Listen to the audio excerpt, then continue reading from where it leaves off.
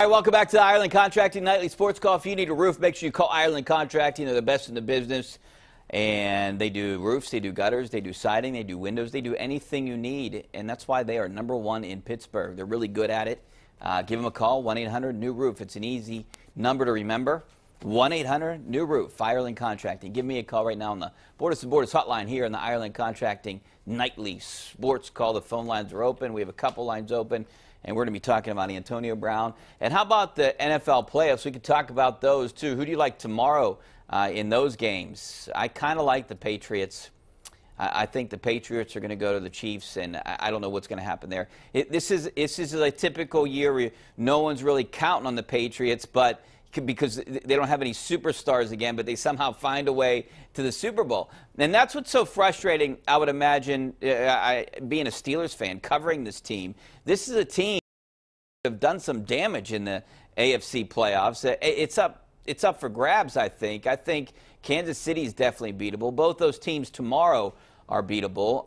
I like the Saints tomorrow to beat the Eagles. I like the Rams. We picked last night on the show, and I like the Rams to win this game. Paul Zeiss like Dallas, but looks like the Rams are going to, or they have third and goal right now going in with an 8-point lead in the middle of the fourth. So let's go out to the phone lines. We got Josiah in San Antonio. What's up, Josiah? Thanks for calling. No problem. Hey, Rich. How you doing, man? Good. How are you? Doing all right. I just need a quick minute, and I want to make myself clear with this AD saga. For number one, there's 2 points. I heard that Didi Kikobala, she basically said that she spoke with someone close to the team and that she wanted AB to stay. And I agree 1,000%. He is acting immature. He is acting stupid. Yeah. But for number one, you're not going to get anything good back in return for AB. And just because you get a pick doesn't translate to mean that they're going to be good instantly, or they could be a bust. Well, let me cut you off real quick because I want to continue this conversation. What if you traded? What if like San Francisco was willing to give up their first pick, or the Jets, or a team like that was willing to give up a first pick for Antonio Brown? You're saying you wouldn't do it? A team that has, what, a top 5, teams that have top 10 picks? No, I still wouldn't do it. You still wouldn't do it? See, I would. At that point, I would. I think, you know, I'm in this locker room all the time, and I think there needs to be a change. It's not working right now. I mean, who are you going to, I mean, if Ben and Antonio Brown are not getting along and someone wants to be the center of attention, I think you keep Ben, right? Well, I agree, but this is it, too. Okay, let's say you do move AB. He goes to the Jets, Colts, or whoever. They're going to double up on Juju, which is going to make his production go down. And then what, you want to rely on James Washington? Then we're in the same situation again the following season. He was a second-round pick. He has the pedigree, right? Or maybe go out and sign a decent wide receiver. Now, I don't know who's a free agent out there, but there might be someone that could complement Juju. Or maybe draft with one of those 2 first-round draft picks. Draft another receiver. You know, you're right about the depth of receiver. Is James Washington a guy that can be a number 2? We don't know that. And then behind him, you have Ryan Switzer. I think he's one of the only guys signed yet. Eli Rogers is a free agent.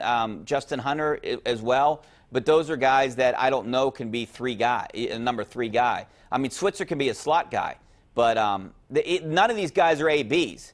But I think you're going to need some offensive talent. You might want to draft a running back high.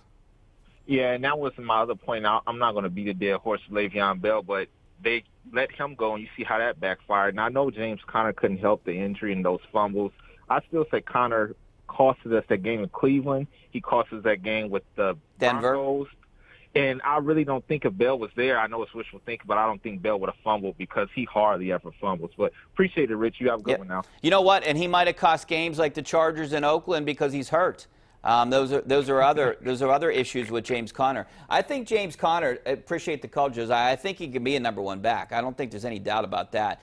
I just worry about the injury. He's injury prone. He can't finish a season. So you need a guy. They liked Darius Geis last year. He went to pick before them.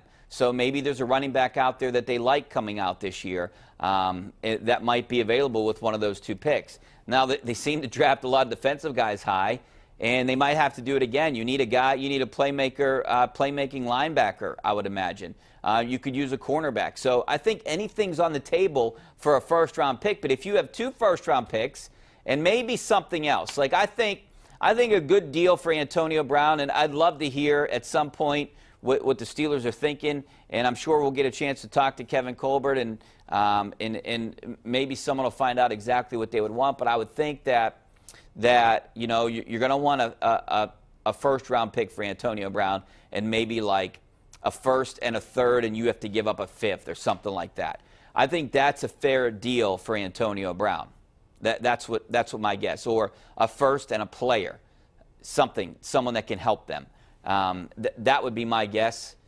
And I think anything less than a first, it's just like you're giving him away. So I would imagine if it's not a high first, then I would think that you'll see Antonio Brown back next year. And I think, you know, if he just stays quiet, gets off social media, and Steelers haven't said anything, if he just stays away, this potentially could go away. They can mend a relationship, and things might be okay for next year. But the fact is, I mean, if you heard Emmanuel Sanders talk today, and we'll play part of his interview. He was on the NFL Network, former teammate of Brown, Ben's, in that Steelers locker room. He was drafted in the same class as Antonio Brown. He's good friends with Antonio Brown. I remember covering him. I did a show with Emmanuel Sanders for a couple years when I worked at the other station called Catch 88, and so I got to know Emmanuel Sanders pretty well.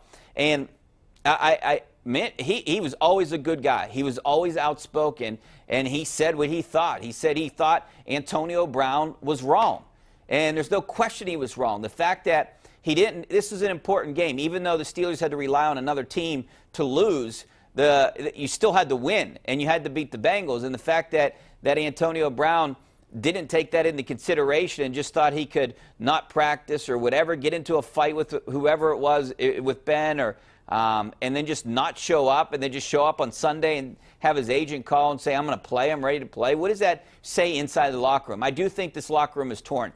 There's a lot of guys in that locker room, the veteran guys, that don't want to put up with what's going on there. You heard these guys talk about it. I mean, guys like David DeCastro, Ramon Foster, and, you know, all the veteran guys, even Jesse James, things that he said about all the drama and the turmoil towards the end of the year. Now, they all like Brown, I'm sure, but they don't like what's going on. This is a team, and these kind of things are affecting this team. So it's going to be interesting. I think it's 50-50 still on whether they trade Brown or not. I mean, if he comes back in and, you know, he said he's sorry and he wants to win and has a good attitude, maybe they can get past it. But I don't think that that's going to happen. I think Brown wants out of here. That's what kind of the feeling you get from watching his Instagram feed and Twitter and the things that he says, that he wants out of here. So if they can get a high enough draft pick, or maybe two, then he'll be gone next year. All right, we're taking your phone calls, 412-575-2600. I know I talked for most of that segment, but we got all these lines, and we're going to get to all these calls coming up next. Stay right there.